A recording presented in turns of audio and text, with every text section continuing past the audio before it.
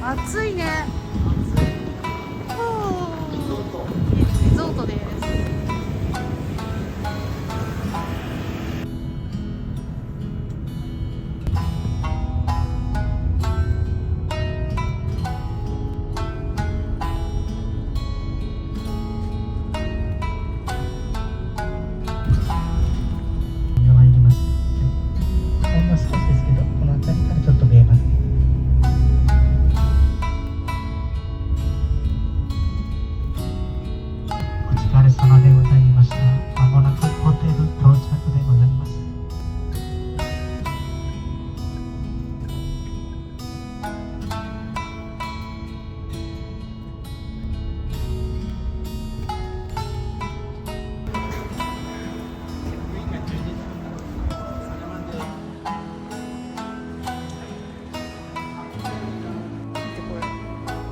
室内プールでしょ。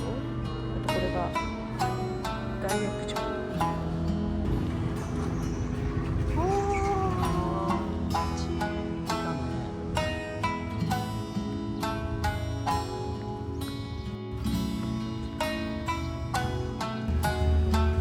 夕暮れ見ながら、早い時間のさ割引タイムとかないか。あららら、頭いいから。うん。ああ、いいね。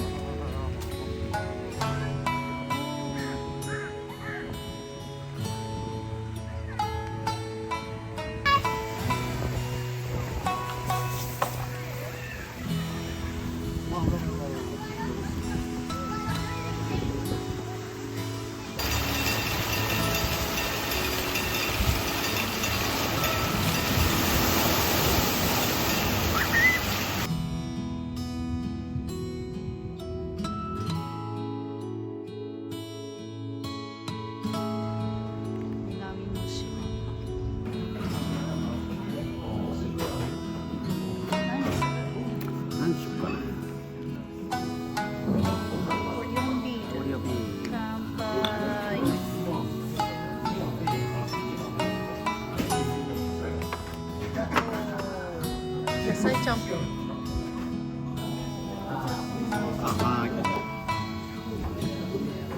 いただきます。美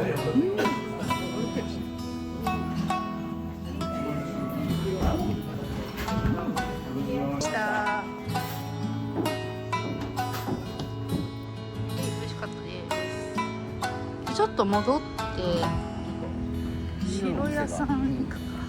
マースやコールセンター。マースやこれ雪塩の会社がやってます。マースや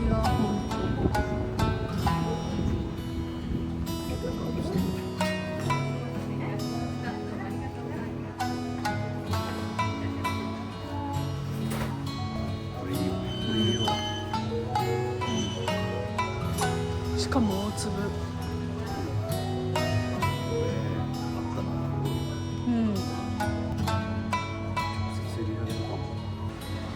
沖縄限定。パッケージが違うのか。中身は同じです。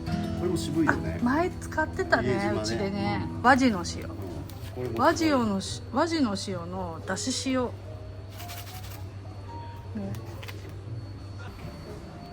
雪塩のね、石鹸。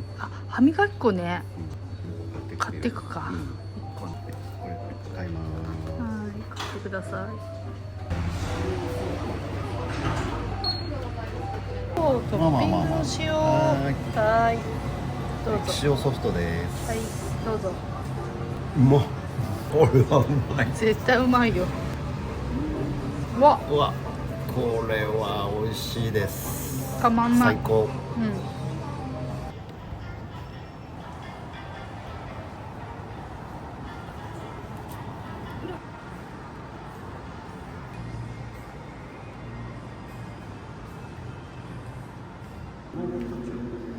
いいね。夜のおつまみ。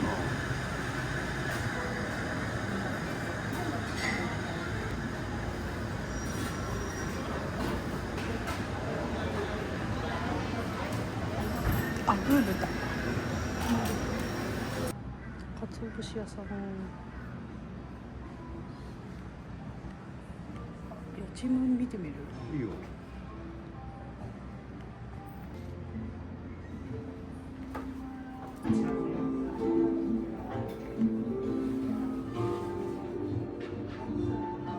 おしゃれ、いいね。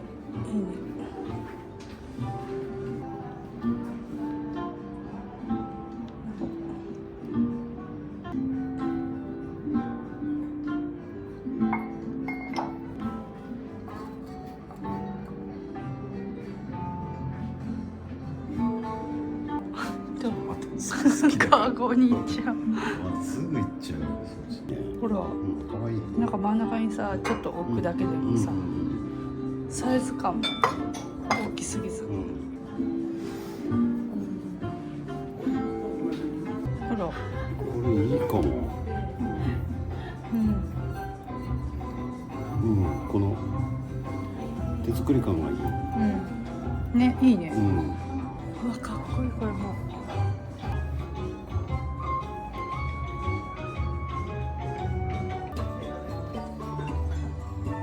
うわ、熱っ。熱そう。熱いね。さあ、ビール飲みたくなっちゃうね。じゃあ下イタリアン。多いね。多い。あ、いい雰囲気。あ、いいね。いい雰囲気。いい雰囲気を。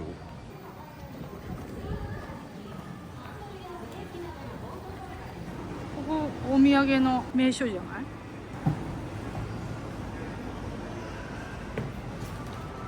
あ、なんか可愛いお皿。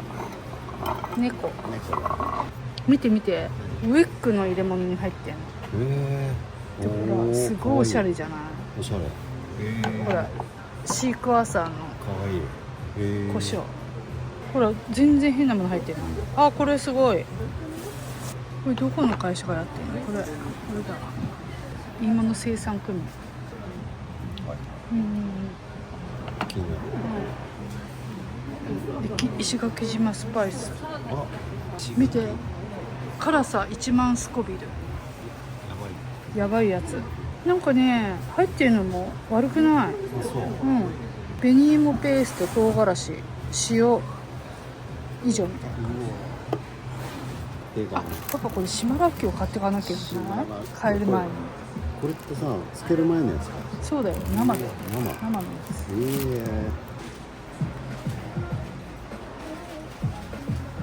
つ。石垣島ラー油。超有名に、ね、なっちゃったからね。どこでも手に入るようになっちゃって。カッチュージュル。何これ？化学調味料不使用。旨味や伝来宮古味噌。これ知ってる？雪塩でね、宮古味噌って、味噌作ってんだよ。宮古島の味噌。それ使ってんの。おお、これもすごい。純粋。何も入ってない。これをお湯で溶くだけで、まあ、味噌汁になっちゃう。何それ？ザクザク旨辛。うわ、辛そう。ホアジャオ入りだって。面白い。面白い。これ何？これも食べるの？ああ、でもいろいろ入ってんな。こうなんかご飯にかけたりとか。そうじゃない？パラパラっとするんじゃん。可愛いね。パッケージがいちいち可愛いね。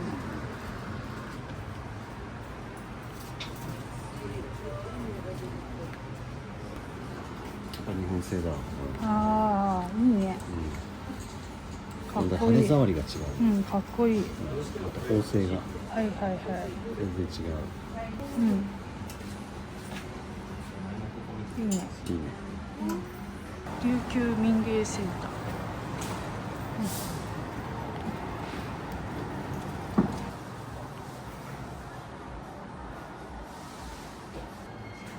ちょっとおしゃれじゃないですか。あ、これも高足で素敵。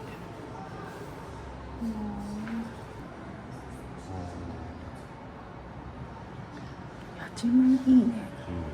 なんかこう、なんだろう、人肌感があるっていうか。手作り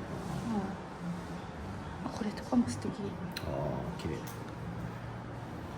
日本酒とかさ。いいね、これね。高足で。これもちょっと候補に入れるか。ちょっと入れとくか。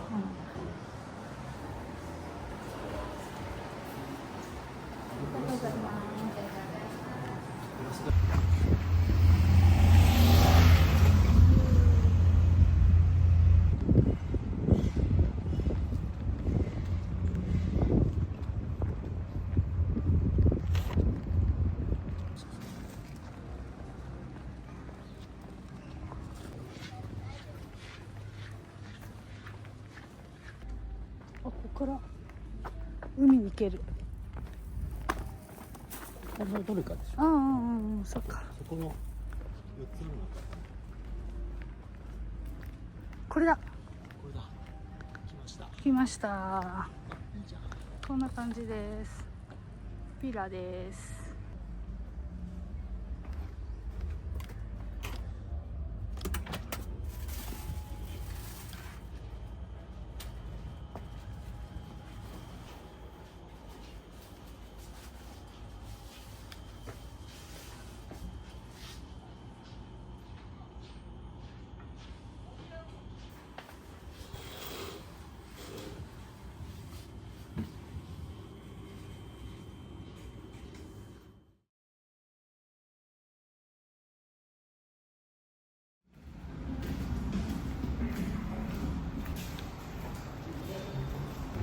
ここにもショップがあるよ。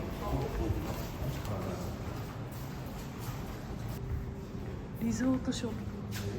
おお、いいね。ちょっと覗いてみようか。おお。水着を忘れてもここで買えるじゃん。全部そう。すごいご当地のお土産ここで買える。何でもある。ほら。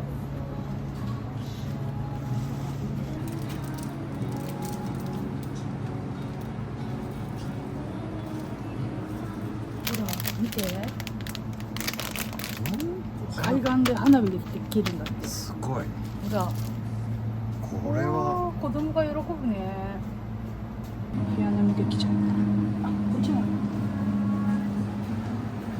すごい。ほら、スモークタン部屋で飲める。最高。最高。超塩タン。775円。美味しそう。程よいね。値段だね。うん。帰り買って帰ろう。炙りハラミだって。これも気になるね。美味しそう。ハム屋さん。石垣島ハム。これ帰りに寄りたいと思います。はい。マミー、懐かしいマミー。あ、ジョアとかもほら。もう懐かしいソフール。高校の時毎日食べてた。あ、こっちにもワインとか入ってるよ。あ、そうだね。うん、あ、もう飲み物は一通り揃うね。うん、あ、なんだ。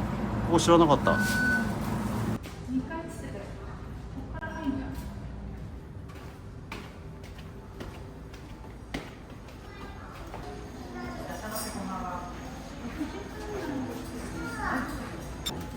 ん。うん、ここでいい。うん。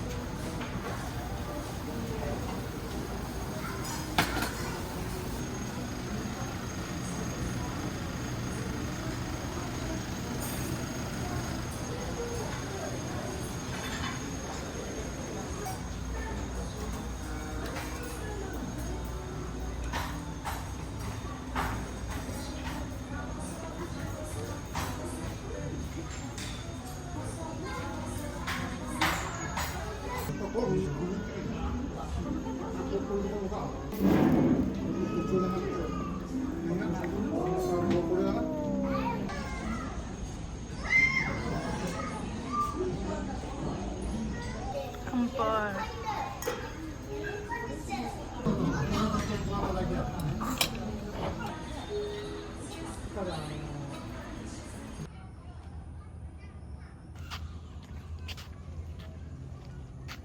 パパ飲んだ。飲んだね。たくさん飲みました今日も。美味しかった。飲んじゃったね。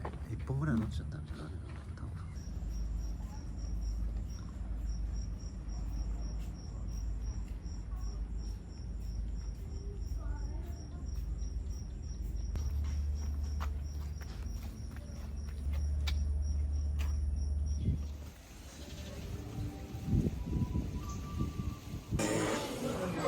いつもは食べないソーセージを取ってしまいました。最高です。はい、サラダ、山盛りサラダ。はい、いただきはい、いただきます。ます。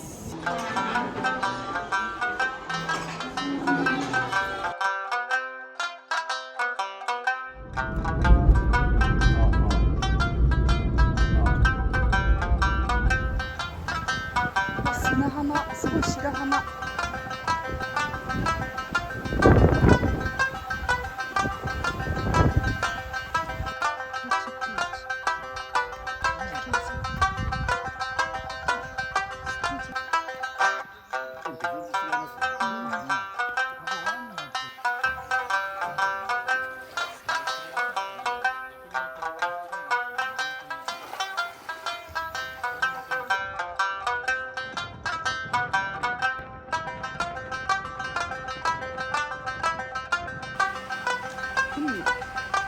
贈り物を。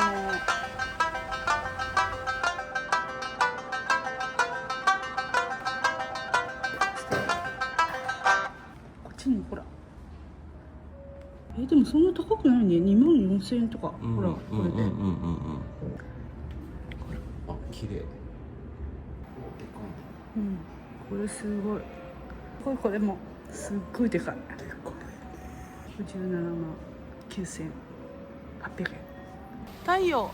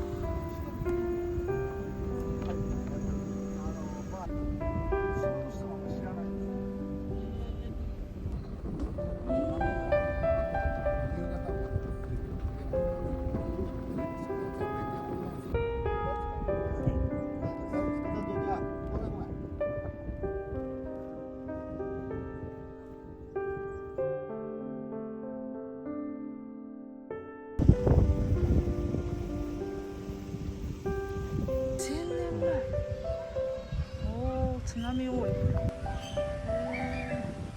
れサンゴがね。あ、本当だ。うわー、サンゴ。粘りついてる。僕が小学校の頃、木なかったですよ。ここへ。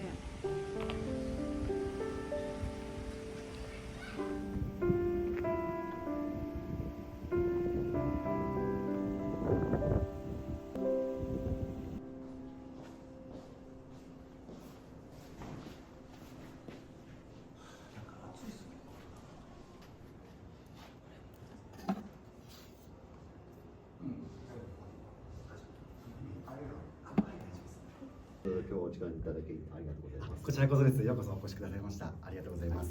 よろしくお願いいたします。よろしくお願いします。私ども株式会社ユーグルナと申しまして、2005年に創業した東京大学発のバイオベンチャー企業でございます。ユーグルナ、ミドリムシをはじめ、ユーグルナクロレラをはじめとした微細藻類の研究開発、製造から販売まで行っている会社でございます。で、本日お越しいただいているこの八重山食産株式会社という会社が創業が1975年なので来年50周年を迎える会社になります。この八重山食産はもう創業からずっとこの八重山クロレラをお使いいただいているクロレラですねをずっと作り続けている会社でございます。でもユーグルナができたタイミングからユーグルナグループで使っている食用のユーグルナクロレラ原料の生産を全て担っているという超重要工場でございます。クロレラの特徴を簡単にご説明させていただければと思います。よく聞かれるのがユーグルナとクロレラ何が違うんですかという質問を非常によくいただくんですけれども、同じ微細藻類ではあるんですけども特徴は全然違います。大きさから持っている栄養素から特性まで全然違います。まずユーグルナって髪の毛の断面より少し小さいぐらいなんですけれども、クロレラはそれよりさらに小さい生き物になります。で、栄養の面でも入っているものは違いまして、ユーグルナは植物と動物なんですけども、クロレラは、植物の栄養素のみなんですけれども、非常に良質な植物性のタンパク質を多く有しておりまして、大体約 60% タンパク質で、タンパク質を分解してできるアミノ酸のスコアが非常に高いというのが特徴でして、アミノ酸スコアっていう100点満点でアミノ酸のバランスを評価する指標があるんですけれども、そのスコアが93点、場合によっては100点出るっていう場合もあるぐらい、アミノ酸のバランスに非常に優れている素材でございます。でその他に入っている栄養素も他のお野菜と比べても非常に高含有であることが分かっています。クロレラって栄養補助食品としてかなり食されてきた歴史があるというところは、食品の足りない栄養素を補うという観点で長く食されているのはこの辺の観点からになります。でクロレラはもう栄養補助食品として長く食されてきたんですけれども、実はクロレラもこの機能性がたくさんあるよっていうのが研究で分かってきております。でも今一番注目いただいていると聞いているのがこの毒素吸収阻害排出の効果でございます。デトックスと言われているものですね。クロレラを飲むと重金属だったりとかカビ毒ですねを体の中にためないで排出してくれるという効果があるんじゃないかというふうに言われています。だからアメリカの先端医療の先生の分野ではかなり知られた話みたいでして、水銀の排出でアメリカの歯医者さんでクロレラを溶かした液体をうがいで使ってるっていうところがあるという伺ったことがあります。それぐらい体にいらないもの、排出しにくいものを排出してくれるという効果に注目を集めているところでございます。まずこの原点である石垣島の象徴がこの八重山食産という会社でございます。50年以上このクロレラ微細藻類を育て続けている会社なので、いわばユーグレア社の先輩企業になります。八重山食産で働いている人たちの写真になります。9割以上が石垣島生まれ育ちの方ですね。石垣島の現地の人が作って生まれている完全に石垣島の地元の素材になります。で各種認証も取得しておりまして、国際工場規格である FSSC2 万2000をはじめ、各種中京にも対応するような認証もしっかり取得していて、安心安全な多様な方に食べていただけるような認証も取得しております。でユグナクロレラの種株は八重山食産でこれ完全に滅菌された無菌状態で徐々にスケールアップしていって、この無菌状態では約5トンのレベルまで育種を進めていきます。で育種の工程が終わったら、この本培養というところに移るんですけれども、これが皆さんイメージにおありの屋外で育てるというところです。屋外で培養することによって石垣島の豊富な日射だったりですとか、あと良質な水を使って培養されたクロレラは、タンパク質だったりビタミンミネラル等々の豊富な栄養素をバランスよく含んだクロレラがこのオープン培養という方式で得ることができます。屋外で、十分に育ったら今度は収穫していくんですけれども、こちらが、遠心分離器になってまして、この釜のようなところで液体を高速回転させて、余分なお水だったりとか、あとはゴミなんかは外に排出されて、で総体はまた再度回収されるというような仕組みになっております。でこれをお水を加えながら何度か繰り返すことできれいな培養液で濃縮された培養液を取得することができます。粉末化の工程になります。金属製のこの筒状のような機械になってます。そこに上からシュッシュッと瞬間的に粉末化していくような方式にとっております。で瞬間的に粉末化していくことによって色だったりとか、あと栄養素も残りやすい状態で粉末を取得することが可能となっております。収穫ができましたら品質検査まで八重山食産の工場で行っています。で生産ロットごとに厳しい品質検査を行っていまして、食品衛生法の基準はもちろんなんですけれども、各種規格基準よりさらに厳しい自社基準というものを設けて、それをクリアしたもののみ製品化として出荷しているという感じになります。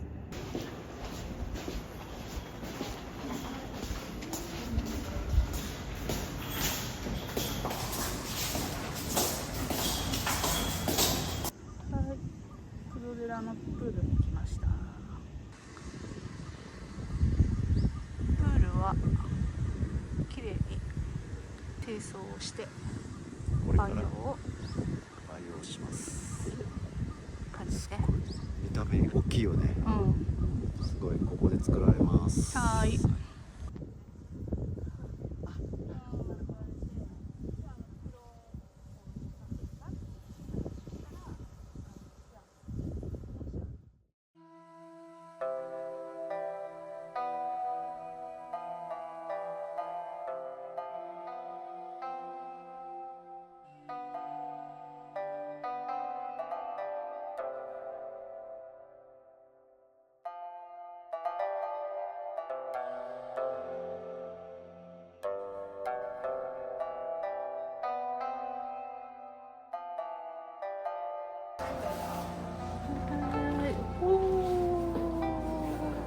きの塩の工房に来ました。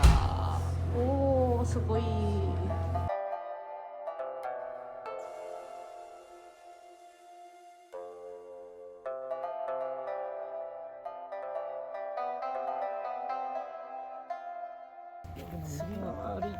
あ、はい。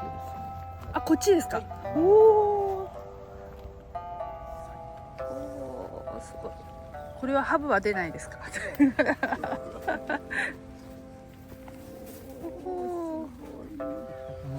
細い道のはい。足元なんですが、実はこの足元に海水汲むためのパイプがもう地中にあ埋められていて、これが曲がってトンネルの先に抜けて、あ。はい。その先から海水をヒュあーで中で普段は塩作りをあ。してしています。この八重山諸島においての塩作りの歴史でいうと、今から300年以上前に遡ります。で、実は今立っている場所、ここが実はその聖地というか当時の塩作りの、発祥の地となっています。塩っていうのはもともとこの島のカルチャーが大きく影響していて、今でこそ私たちは食べるもの用で作っている塩作りしてるんですけど、実はもともとはその満月の海水、新月の海水を汲み上げて、でそれを神事行事、ちょうど明日石垣島でもあるんですけど、海の神様のねお祭りが明日ちょうど行われるんですけど、そういうのでお塩を納めたりするための塩作りが始まりだったそうです。場所はちょうどあちらにも看板あるんですけど、そう島のおじいおばあたちが勝手に入れるなというエリアになっているので、多分表だって私たちここ石垣島っていうところだと普通だったらなんかもっとウェルカム感作ってもいいじゃないですか、商売的に言うと。でもうちはあえてそこはちょっと分かりづらくしているところがあります。なので島においてのそういう重要な場所でもあるんですよ。だからそういう思いを汲み取ってで今塩作りしています。何かを添加加えたりだとか、何か引くとか必要のない材料を引くとかやってませんので、うちの塩の特徴は季節ですね。春、夏、秋、冬って4つあると思うんですけど、その4つの季節によって味が変わるのが特徴となっています。あとはお月様かな、満月新月の満ち欠けによってでもう同じ味はないので、なので塩屋さんっていうと工場のイメージ持たれると思うんですけど、仕事の内容でいうと農家さんに近いです。僕らの塩作りはケミカル性じゃないので科学的にやってないので、だからお塩って日本国内どこでも作ろうと思えば作れると思います。大阪湾でもいいし東京湾でも、海水あれば作れちゃうんですけど、今おっしゃるように海が、大事ですよね。だからそこの部分においてはまだこの今から覗く場所はそうですね、石垣島の中でも環境が守られている場所なので、昔ながらの塩作りがね、今でもできるよっていうところですね。じゃあちょっと覗いてみます。じゃあここから先なんですが、ちょっと国立公園に今なってますので、サンゴ、貝、砂など拾わないように協力だけお願いします。こちらです。まっすぐ。うわ、すごい。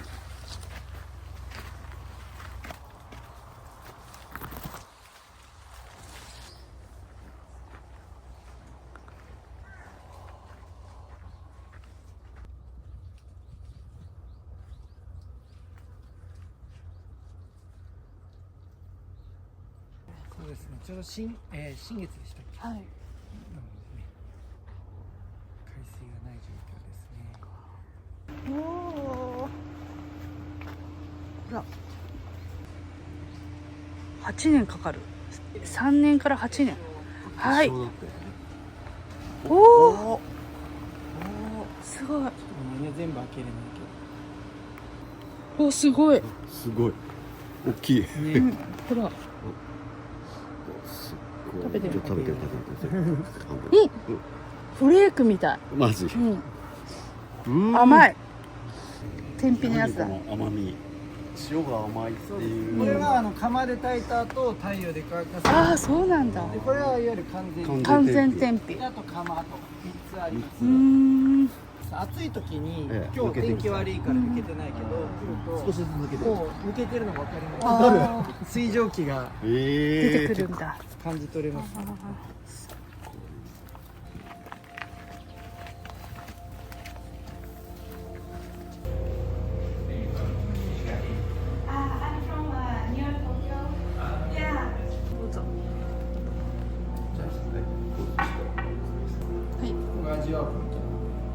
記憶してくださいね。いいですか？はいじゃあ次ですね。次いきます。はい。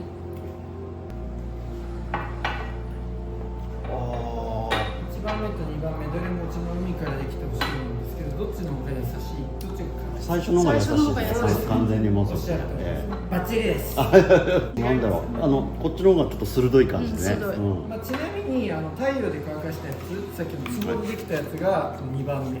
ああ、そうなんですね。よりだからあらら荒々しいのか。塩って感じがする塩って感じか。今仕入れていただいてるやつはいそうですがこれだですよね。こっちだ。でなんで試してもらったかっていうと、同じ海でも全然違うでしょ、西洋が変わる全く。ね、だからどう使うかっていうのがやっぱ重要で、よく料理人さんが、ね、塩使い分けなさいって言うけど、実際問題一般の消費者の方ってその味比べしてないんで分かんないわけですよ。でちなみにちょっと軽いクイズ出します、おむすびだったら1番目が向いてるか2番目が向いてるか。おむすびこっちだと思うな私は。おむすび？そうだね、こっちかな。こっちよろしいですか？はい答えは1番目。こっち甘みを引き立てる。甘みを引き立てる。それで、強い方を使ったらどうなるでしょう？甘みが出ない。甘みが出ないんだ。なんで強すぎて。そう、塩が強いよね。だから食材の味じゃないですね。塩が勝っちゃう。勝っちゃう。これはちなみにどういう料理に？これはまあ今の話からなので、こちら土のものはこれ。じゃあこれは何でしょう？海のもの。海の海のものだけじゃなくて何？肉。はい、肉。じゃあ動物だと何があります？牛、豚、鳥、鳥と、あと海のものだとマグロとか。そう、生き物はですよね。生き物系はさっきと脂が乗ってるよね。だから、こっちが甘みでしょ。じゃあこっちは何？甘みに対して旨味？そう。旨味。旨味の濃いものは太陽で乾かしてほしいね。いうことをイメージして。これは白身の例えばカルパッチョみたいなのでもいい感じですか？そういういい感じですか？マグロとかね。マグロとか。ちょうどいい。イカだったらちょっと強すぎるからね。じゃあ最後に天ぷらといえば何天ぷら？エビとか。エビ。じゃあ今の話だとエビはどれ？今もこっち？そう、正解。で野菜天ぷらはこっち。こういうふうに分けてね。そうやって分けることによって塩を選ぶ楽しみもね増やすことができます。あとはまあ市販のお塩との違いはもうすでにご存知だと思うんですけど、塩分が2割前後低いですね、市販のお塩に比べて。だから残りの2割の空間に先ほどお話ししてたカリウムだったりとか、女性に不足しがちな鉄分、あと骨など作り出す成分であるカルシウム、あとイライラしやすい人、怒りやすい人はマグネシウム、亜鉛要素モリブデンなど20種類ぐらいがこの100に満たない残りの隙間に8割下がるみたいな空間にいても、ここに地層のように乗っかっていって100になるっていうイメージでまあだけどそれもブレるので、まあ、後ろにミネラルの表記はしてますけど、あくまでもその時に撮った表示なので毎回変わるんですけど、まあ、買った時の味わいを楽しんでもらえる方々が、まあ、増えてもらえたら嬉しいなと思ってます。今ここ日本の国内のうちの塩ファンになっている方々ももうミネラルとかそういうことは超えてる人たちが実はお客様に多いです。リピーターで来てる。そうですね、かなりリピーターの方が多いので。なんか手書きでもあえて日本語みたいな。まあそこら辺もね、はいなんかないものなので。はい。あ、はい、すみません。はい。ここ入れていいよ。ここ入れていい？中火のご飯は焼肉ときち、はい。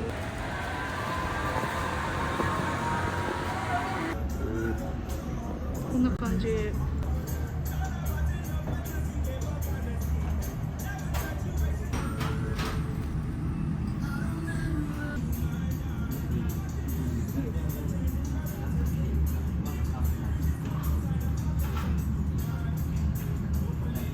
乾杯。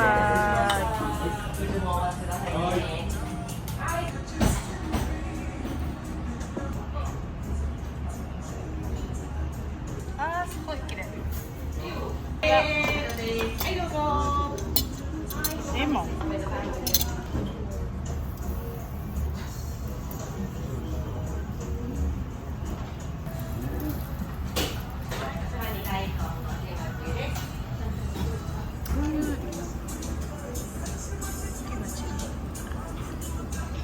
今野菜。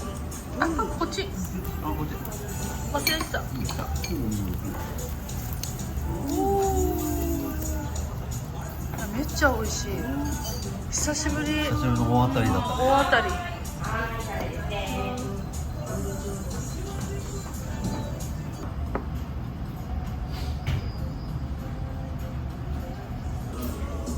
塩ホルモン。量もちょうどよくない？うん、いいね。うわマジ。